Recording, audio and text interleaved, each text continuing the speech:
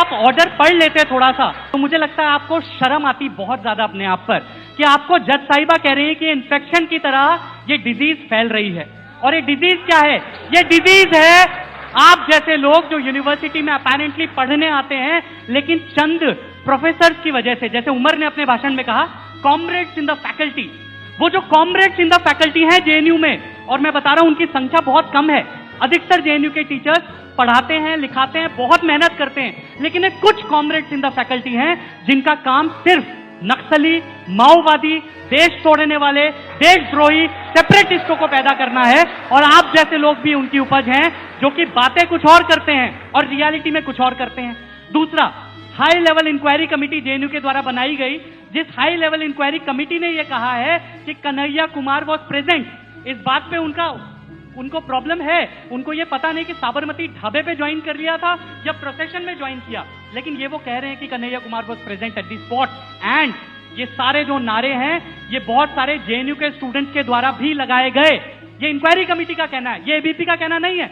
तो इसलिए आप देश को बरगलाना और झूठ बोलना बंद कीजिए। आप कौन सी भुखमरी और गरीबी की बात कर रहे हैं? पश्चिम बंगाल में जाकर देखिए, जहां पर वाम मोर्चा की सरकार ने 35 साल तक राज किया, वहां पर देखिए कि गरीबों की क्या स्थिति आज। आपको गरीबी, सामंतवाद और ये सारे शब्द अब याद आ रहे हैं कि जब देश में एक राष्ट्रवादी सरकार बनी है, क्योंकि आपको आज 2G, 3G, जीजाजी, कोलगेट जैसे घोटाले नहीं मिल रहे हैं। आज आपको विरोध करने के लिए और बातें नहीं मिल रही हैं, तो आप शब्दावली खोज के लाइए, इंटॉलरेंट इंटॉलरेंट। अरे ये देश तो कभी इंटॉलरेंट हो ही नहीं सकता, क्योंकि ये देश तो एक्सेप्टेंस के सिद्धांत पर बना है।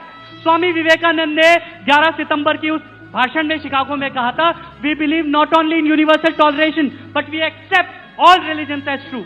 यानी कि ये तो भारत की संस्कृति है कि हम मानते हैं कि अलग अलग मार्गों से होते हुए भी एक ही भगवान तक, यानी कि एक ही सत्य तक पहुंचा जा सकता है। आप किसको बरगलाने की कोशिश कर रहे हैं? आपकी कथनी और करनी में इतना बड़ा अंतर है कि भारत में तो आप फ्रीडम ऑफ एक्सप्रेशन की बात करते हैं, लेकिन आप जिस विचारधारा से आते हैं उस विचारधारा ने यूएसएसआर में कौन सी फ्रीडम ऑफ एक्सप्रेशन दी थी, उस विचारधारा ने चाइना में कौन सी फ्रीडम ऑफ एक्सप्रेशन दी है। देखिए तिब्बत के लिए किस तरह से मॉन्क्स मर रहे हैं। आपकी कथनी और करनी में इतना बड़ा अंतर है कि नक्सलवादी हमारे देश में बंदूक के दम पर लिबरेटेड जोन बना रहे हैं, नक्सलवादी हमारे देश के साथ लड़ रहे हैं। और माइंड कीजिए, वो बीजेपी या एबीपी के साथ नहीं लड़ रहे हैं, वो आरएसएस के साथ नहीं लड़ रहे हैं, वो इस देश के साथ लड़ रहे हैं। बाबा साहब भीमराव अंबेडकर जी द्वारा बनाए गए संविधान के द्वारा चलने वाले इस देश के साथ वो लड़ रहे हैं। और जब आप नारा लगा रहे थे, और जब ये लोग वहां पर, बाकी जो अल्ट्रा लेफ्ट के लोग जेएनयू में, जब वो नारा लगा रहे थे बंदूक के दम पर लेंगे आजादी, आप कहते हैं कि आप भारत के जिम्मेदार नागरिक हैं।